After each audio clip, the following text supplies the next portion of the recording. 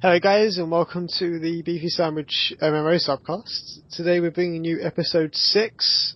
I'm back, Wayne's back, and we have Massimo here with me. Hello. It's That Mass. sounded very homophobic, but... Oh, okay. In that case. Yeah, that's me, yeah. Oh mate, now you just sound pathetic. Damn it. Anyway. Can't win. No you can't win because you're Italian and you like pasta. This is what we get for bringing Wayne back.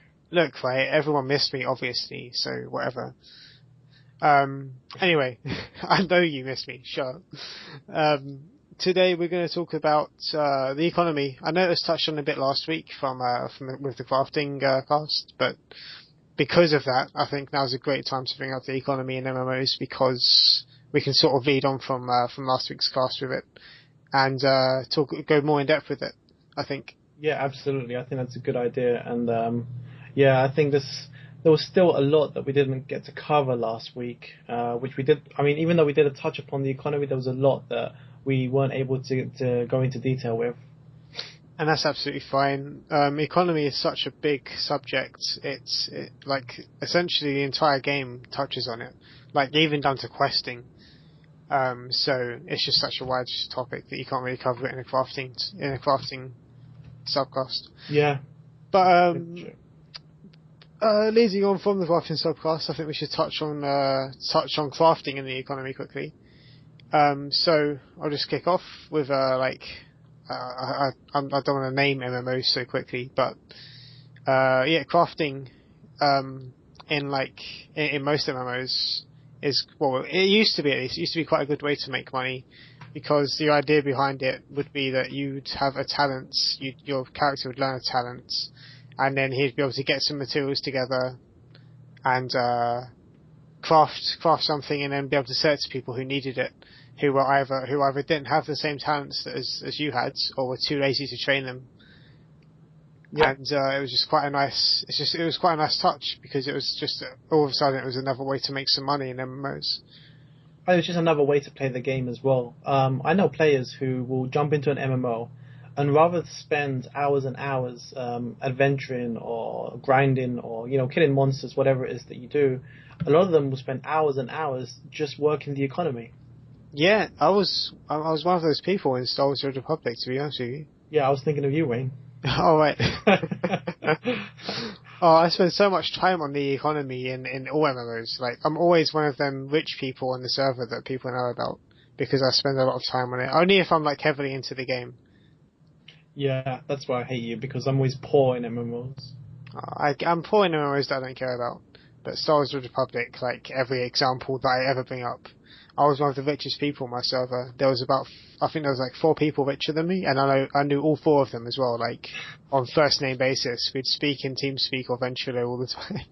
I think everyone likes that idea that they can buy cheap and sell high, but nowadays with auction houses, it's so much more difficult to do because everyone's underselling each other, undercutting each other, I disagree, man. You just got to work out the equation, and you've got to know. You actually have to know the market now. It took me. When I started with auction house economy and sort of raising money through that, I was doing it both for crafting and through flipping. Now, when I started out, I got to about 30 million, and then I found a couple of items, and I lost 20 million straight up because those items were useless. There was a new item, and I thought that I miscalculated, and I thought it'd be worth it. Yeah. Worth investing in. And the prices just plummeted. They did not go up. And I should have seen it. Now, looking back at it, I think it was one of the most stupid moves I've ever made in my MMO history. But at the time, I was like, oh, that's cool. This is cool. I'll double my money. And no, I didn't. And that was just because at the time I was on such a roll from it that I wasn't patient enough to sort of think about it. And that's one of the biggest things. It's a very patient game when it comes to flipping on the auction house. There was I was obviously a big raider. I always have been. But when I'm not raiding or doing some PvP, when I normally play on American servers. So basically, when my American friends aren't online to play with me, I'll sort of I'll sort of just hang around on the auction house for a few hours, and flip some items. And all you've got to do is you've got to know what's good when. You've really got to keep up with it. It becomes like a job, to be honest with you. And to be able to do that, you need to invest so much time into the game.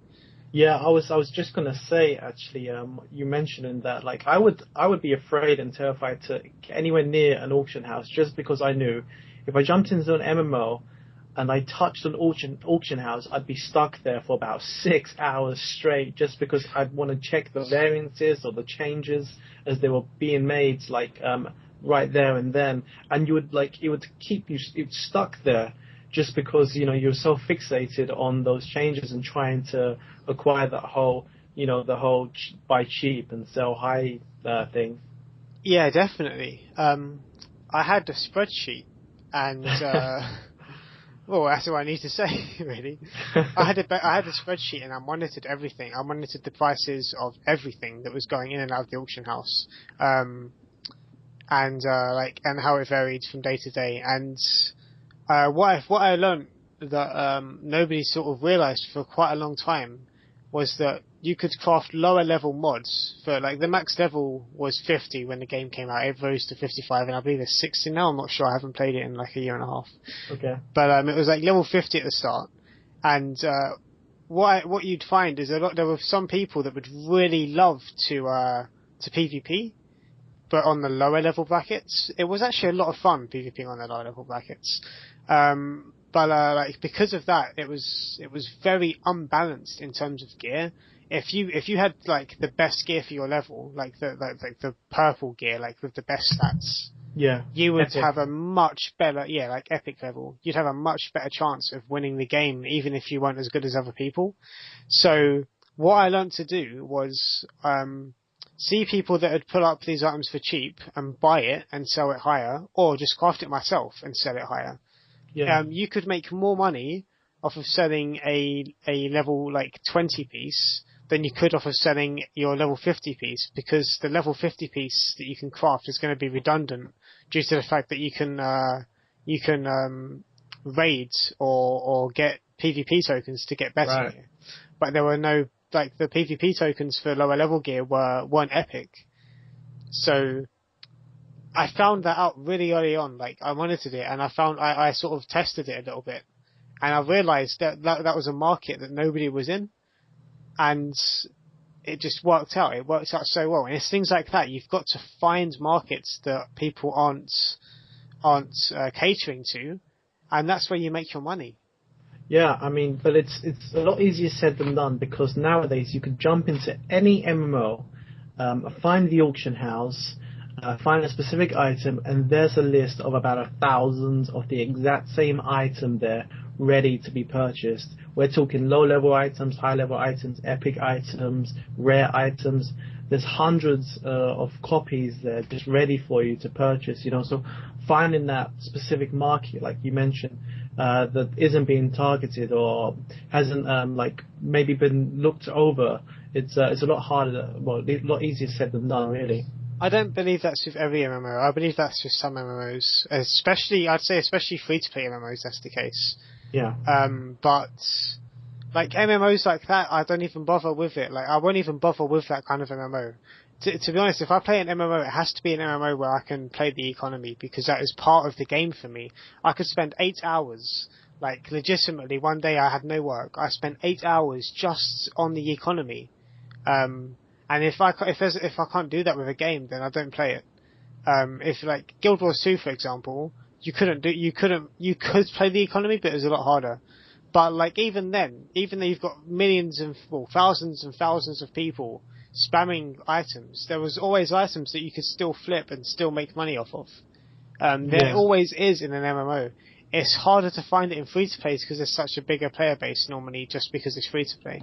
And you've also got a lot more bots, gold farmer bots and things like that, which we'll touch upon a bit later.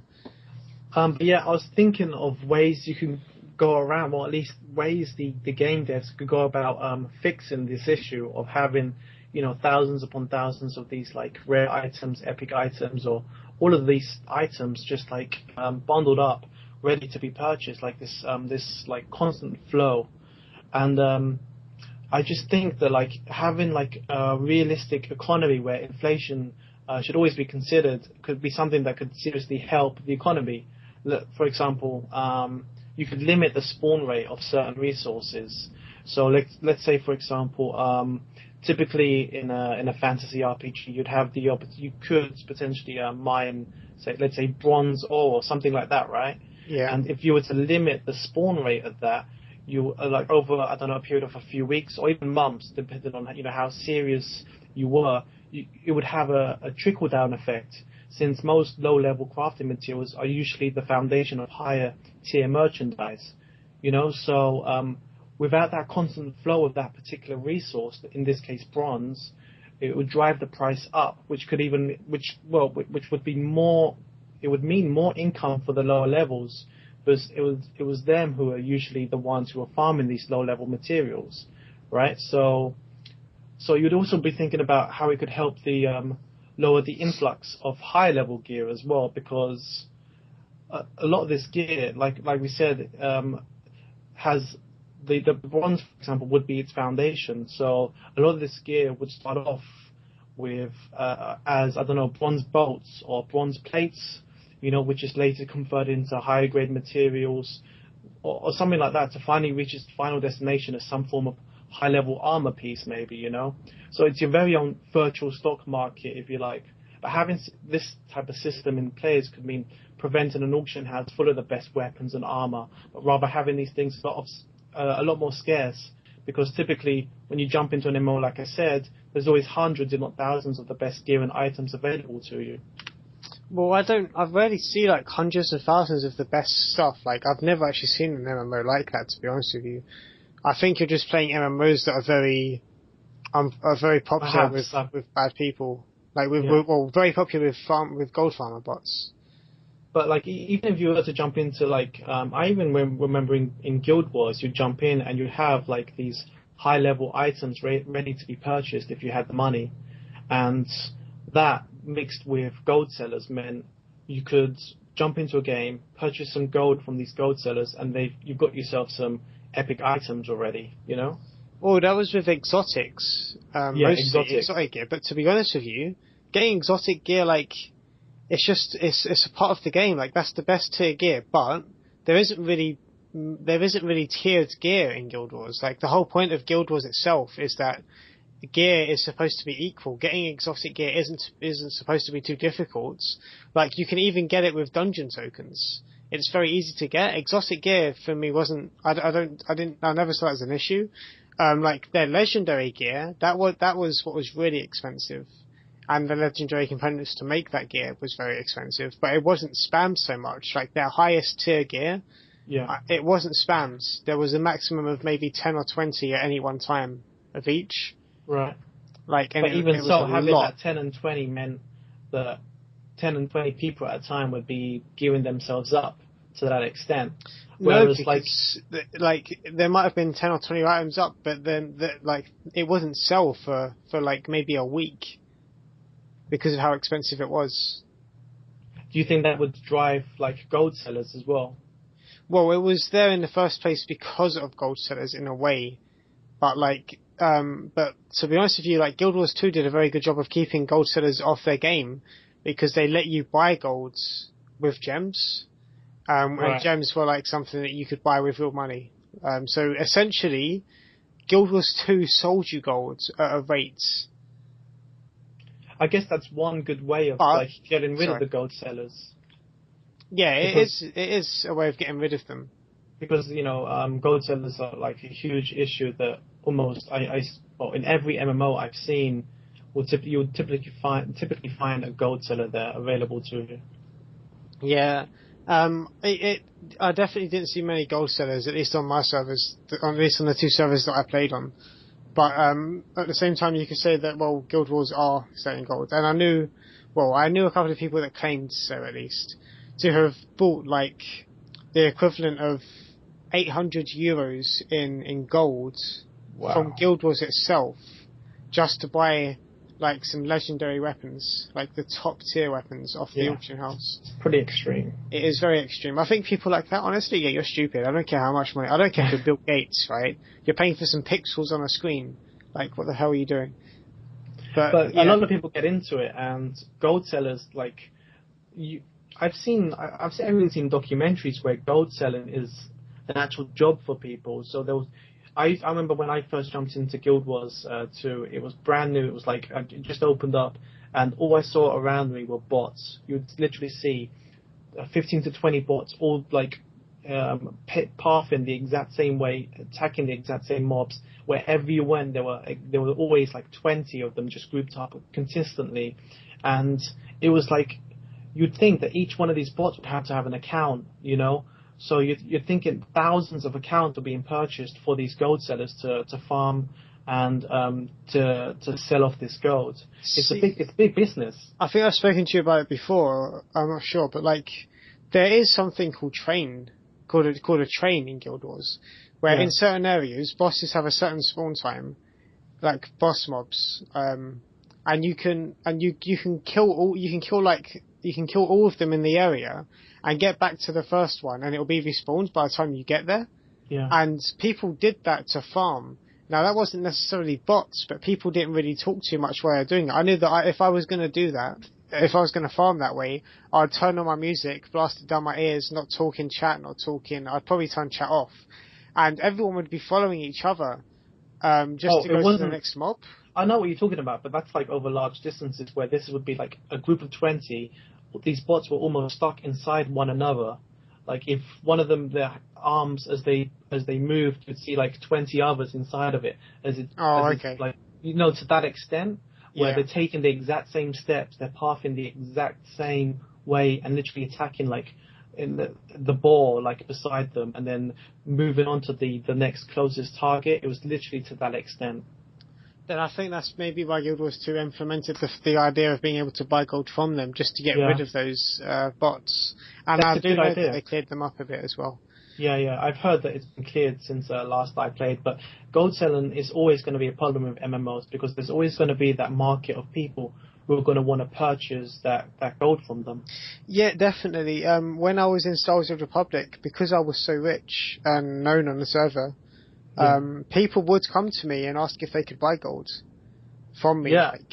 Like they wouldn't come to me in game. And so I had a couple of people ask me in game, and obviously you have to respond, sorry, I don't know what you're talking about, because if the game masters catch you having that conversation in game, your account is banned.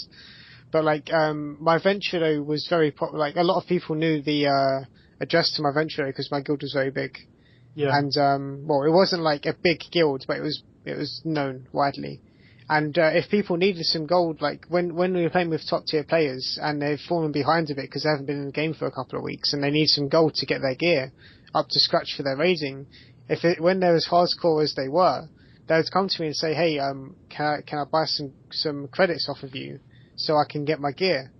And like I've done it a couple of times, but like it's not something that I really wanted to it's not something that I'd like to do.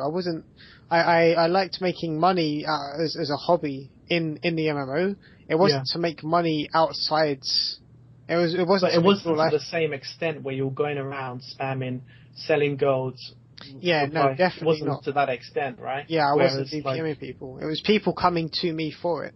Yeah, I remember even EverQuest, over time, it's something that eventually built up. We would get gold sellers, but they would smarten up, so you wouldn't even see the spam messages. They would simply just set up sites, and if you'd Googled buy gold, online, you'd go to the site, you do the entire purchase online, and then you would meet the person in the game who would just literally hand you the gold and walk away. There was no direct chat in game, so there was no way to actually catch these people out, Yeah, the way I did it, like when I did do it for a couple of people, because I had so much money, if someone was like, if a friend, like if a guildmate had fallen behind, and it really was just because it wasn't them taking the piss, like it really was due to like good reason, I'd normally just catch them up myself. Because it wouldn't be an issue. But like a couple of times when there were other people that were up in the top tiers and they'd come to me and ask for some gold, what I'd do is I'd get them in a different Venture channel or on a Skype call or something, all voice chat. And what I would do is I'd say, how much do you want? And then they tell me, and I'd say, this is the price. This is my PayPal information. Pay me there. And as soon as you've done that, put up I'd tell them to just put up the cheapest item they had in their inventory onto the auction house for the amount of money they wanted. So let's say you had some trash or one piece of iron ore. They'd put that on the auction house for say 20 million credits, and then I'd buy that from them for 20 million credits, and they'd get all the money from it. And as far as Star Wars was concerned, even if they realised what I was doing, they had absolutely no way to prove it, because as far as they're concerned, it was a normal transaction. I bought something from someone for a certain amount of money on the auction house, which is what it's there for. Yeah. And there was no chat logs in game for them to realise, and that's a really good way to do it. Yeah. But like I said, I don't want people to think that I was like a gold seller, because even though I did that a couple of times, it was purely just to help people who really needed some help catching up. You heard it from Wayne, guys. He's a gold seller. Oh, fuck you. But yeah, going into the economy some more. There's always the theory behind money in and money out, which is also a big thing to consider with MMOs, because if it's not done correctly, you could find yourself in an MMO where your players have too much money, and in that case, the economy will become stale, wouldn't it, if you have too much money going in and nothing coming out? Yeah. So, I mean, a lot of MMOs have to find that right balance, and I was going to mention, because we're going to have a new segment soon, but where we point out the best of the best, or the good ideas that an MMO has come out with, and it's actually got to do with this whole money in and money out theory. I know you've got yours that you wanted to touch upon, Wayne, but I was going to mention player housing, which is a good idea that a lot of MMOs have now incorporated into their games, but it just means it's a monthly allowance, isn't it? I've never actually attempted player housing. Have you, Wayne? No, actually. Star Wars: The Republic has literally come out with player housing in this month, in the month of March this year. Yeah. It was never around before then, and Guild Wars 2 just doesn't have it. Guild Wars 1 never had it. Star Wars Galaxies had it eventually, but not while I was playing. Yeah, I know a few MMOs actually have brought it in now, just to acquire some of the in-game money out of you, because like we said, where there's money in, there has to be money out, and player housing is a good way to do that. It's almost a monthly installment, isn't it, to the inside of the game, where you have to sustain the house. I think that's how it works. Honestly, I really haven't looked into player housing. I think player housing is something we should do a subcast on eventually. Yeah. Maybe. But I can understand maybe almost some form of rent, maybe. Yeah, I'm pretty sure that's how they've set it up as. They've even got guild halls and guild houses in a lot of games now, where you can purchase your own guild hall, guild houses for your guilds, where they can sort of like the hub for your guild almost.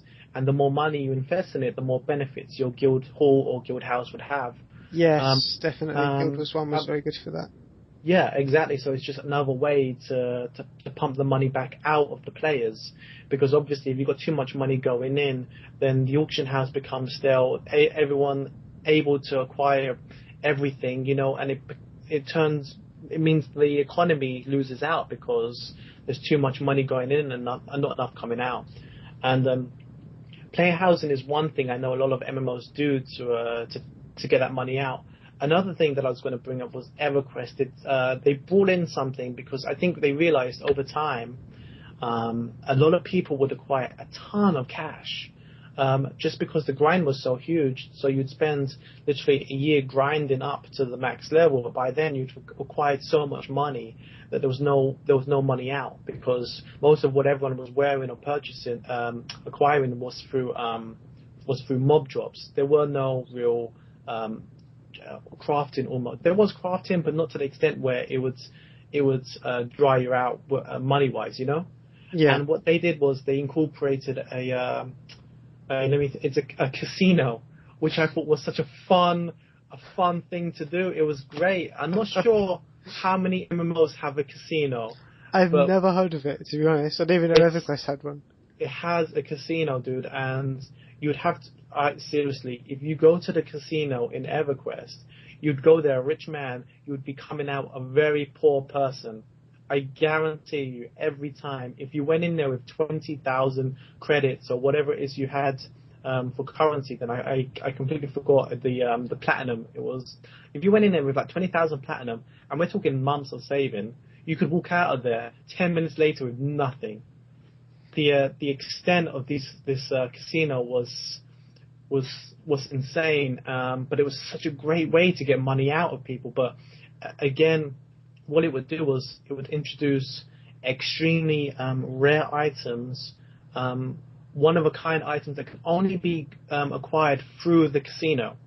So we're talking about like very rare, I remember, like for example, a druid. There was a like a scimitar for a druid class, right? Yeah. Which was typically used for druids, and it had a proc attached to it. And if the proc went off, it would summon like a ghost. I never saw it because it was that rare.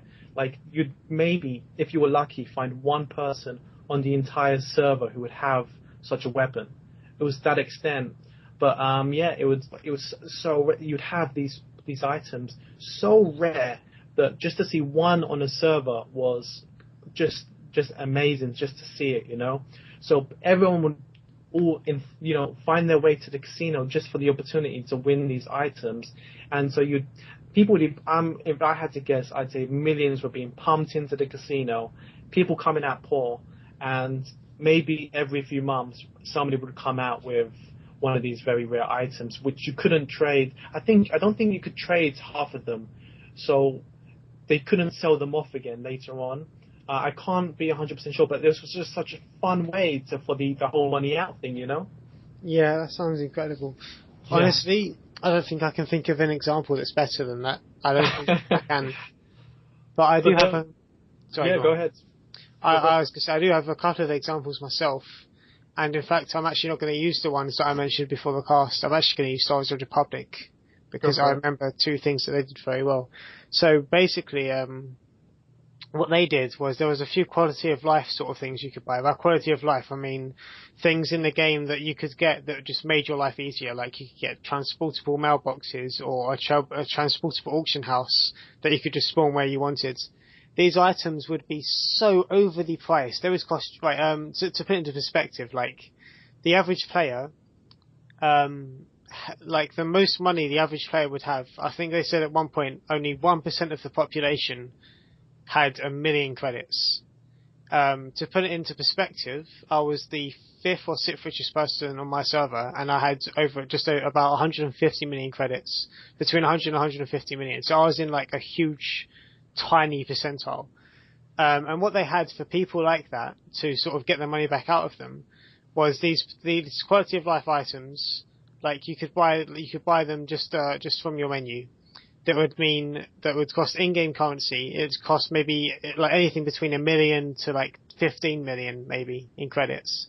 And it would be something like a portable mailbox or a portable auction house or like a portable, like just something that made life better for you, like made it so you didn't have to walk over there or something to go and get something. It was nothing that made the game better or easier for you.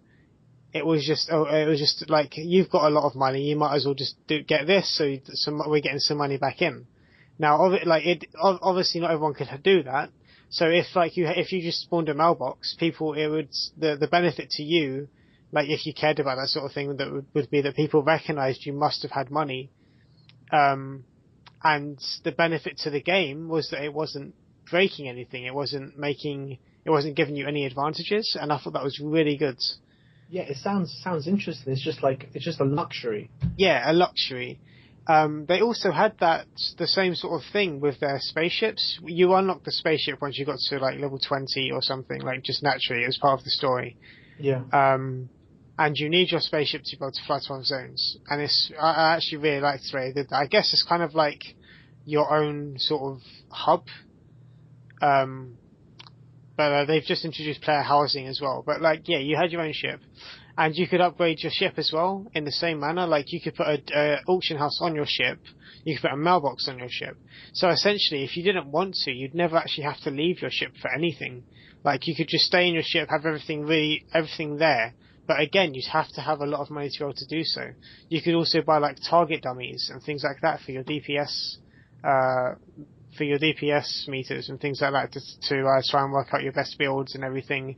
It was very, very good. But like, I think it didn't work properly because I had all of that and I still had all the money, and so did other people. But it definitely, like, if that wasn't involved, I'd say I'd probably have had closer to 350 million rather than 150 million when I left. Because I bought all the luxuries that were in the game. And I know that right now, like, since I left 18 months ago-ish, maybe a bit less, maybe a bit more, there's even more. And now they've introduced player housing, which is gonna, like you said, it's gonna take even more gold, even more credits, like currency, away from the richest players in the game. And I think you're right, it's a very good way to try and just try at least and keep control of the currency and stop it going crazy. Because if you have a few people in the game that have all the money, and they get together, you're in danger, because they can control the economy completely if they just band together and do so. Pretty much. And it's a very good way to get around that. Yeah, I think since the introduction of auction houses, it's something that's had to be regularly maintained, because it's, like you said, it's easy with an auction house if you know how to do it, to acquire such enormous amounts of cash, But I remember, early EverQuest days, there was no auction house. It was literally just a guy shouting out, "I have this, and it's this much." There was no auction house, and you'd have to go over to the person and actually do a trade with them. Yeah. It was to that extent, so there was no real. You couldn't really.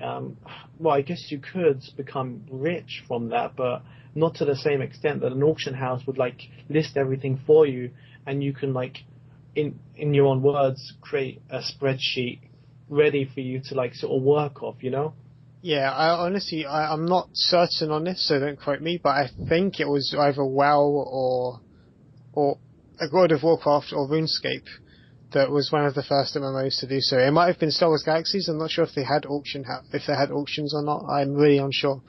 But like, it was definitely one of those three games, and whoever was the first to do it, like, I really want to, like, say good job to them. Like, as much as people shit on WoW, the reason that every game's copying WoW is because they did so much right to begin with. Yeah, no, I have to agree. And like, as much as people shit on RuneScape, I'm sorry, but it's one of the only sandbox MMOs in the current world of gaming. It's been out for like almost 10 years, I'd say, if not more. So, and these games obviously set the stones for what MMOs are now. And the fact that they made these auction houses, it was one of the best things they could have done to get other MMOs to copy, because it's such a great idea. To be fair, I did like the bartering system where they eventually furthered the whole trading thing in EverQuest, and so you could turn yourself almost into like a shop, and they could click into you and see the items that you have, and you could sell the items that way. So that was the bartering system, but that would mean you would get a lot of people accumulated together, and it would create a lot of lag. And back then, we're talking 10, 15 years ago, back then too many players meant being disconnected. Like, I think I mentioned this before to you. You'd have to literally spin around and face the wall as you like walked past like these hubs of people, because the lag was so intense. So the whole auction house thing, it works. It helps to reduce lag and to create like such huge hubs of people. I think we probably hit our marker. We've hit over 30 minutes, I think. Wayne, what do you think? Yeah, I think we've run out of time, really, but there's so much what I want to say. Yeah, but I think we've covered quite a lot with economy. I'm sure there is a lot more there. Let us know if you agree with anything we said or what we may have missed. But yeah, I think we've covered like the majority of what it was that we wanted to discuss. Thank you for listening, guys. It's been a pleasure as always. My apologies for not making it last week. I had some issues, and I just couldn't make it. But Yeah. Again, thanks for listening. You can check us out on Facebook, I believe, right, Rain? Yep. And now there's a in the new social description. media that we've signed up for. Yes, we now have a Twitter through fan demand. I say Fan fan social because it media. was one fan that demanded it, and we was like, okay, cool, we'll do it. Anyway, have a good one. Thank you. See you guys. Bye. Bye. Spent 120. Bam! Shit. I'm in game. You're a kick. The fuck is kick? What are you on about? I can kick you. Oh. No.